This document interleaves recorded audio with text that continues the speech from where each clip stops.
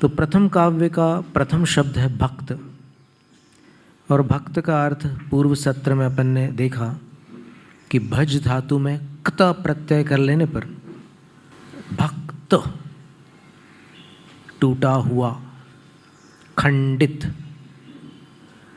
कहाँ से खंडित? तो अभिमान से खंडित। जिस पल अपने आराध्य का परिचय हुआ तब तक भक्त नहीं था, अब उसका अभिमान टूट गया। ज्यों ही आराध्य को पहचाना, अभिमान समाप्त।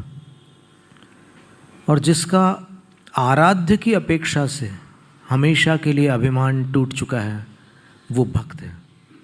मैं कुछ नहीं हूँ, वो सब कुछ है, ऐसी भावना जिनके अंदर है, वो भक्त है।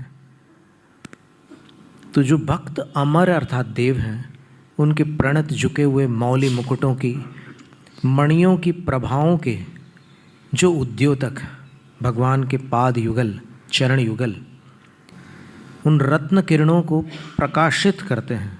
क्योंकि जब इंद्र आदि देव भगवान के चरणों में नतमस्तक होते हैं, तब उनके मुकुटों के रत्नों की किरणें भगवान के चरणों पर पड़ती हैं। लेकिन भगवान के जो नख होते हैं वो दर्पण के समान स्वच्छ होते हैं।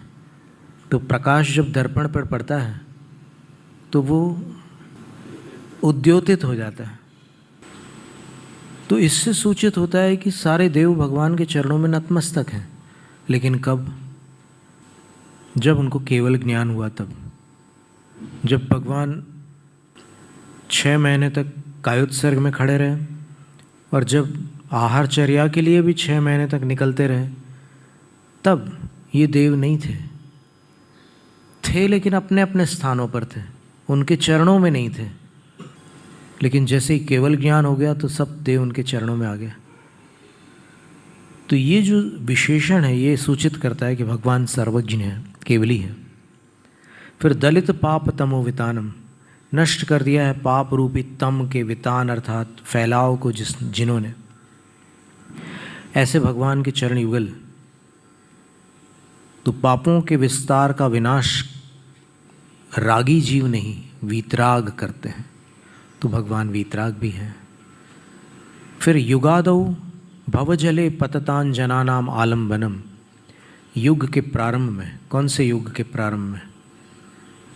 कर्मभूमि, कृत युग, कर्मभूमि के प्रारंभ में भवजले पततान जनानाम, संसार रूपी जल में पड़ने वाले जनों के लिए, मनुष्यों के लिए और जीवों के लिए आलम्बनम, भगवान के चरण सहारा थे।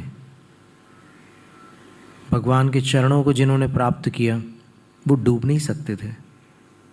ऐसे भगवान के चरण युगल को सम्यक प्रणम्य, भली भांति प्रणाम करके, अब सम्यक जो है उसको क्रिया विशेषण बनाते हैं।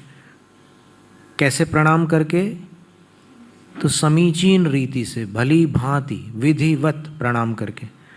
और अगर उसको विशेषण बनाए जिन पाद युगम का, तो सम्यक शब्द का अर्थ पूज्य होता है। तो जो पूज्य भगवान के चरण युगल हैं उनको प्रणम्य, प्रणाम करके, दोनों अर्थ बन सकते हैं।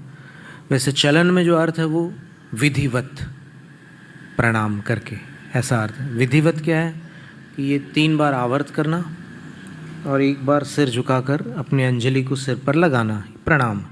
तो सम्यक प्रणम्य का अर्थ यही है, 3 आवर्त करके प्रणाम करना। और युग के प्रारंभ में संसार में डूबने वालों के लिए भगवान सहारा कैसे थे? तो हितोपदेश की अपेक्षा, उनकी दिव्य ध्वनि से जीव बच जाते थे, डूबते नहीं थे, इसलिए वो आलम्बन थे। तो ऐसे 3 विशेषणों से युक्त भगवान की चरण युगल को भली भांति प्रणाम करके मंगलाचरण हो गया। अब दूसरे काव्य में वाक्य को पूर्ण करते हैं।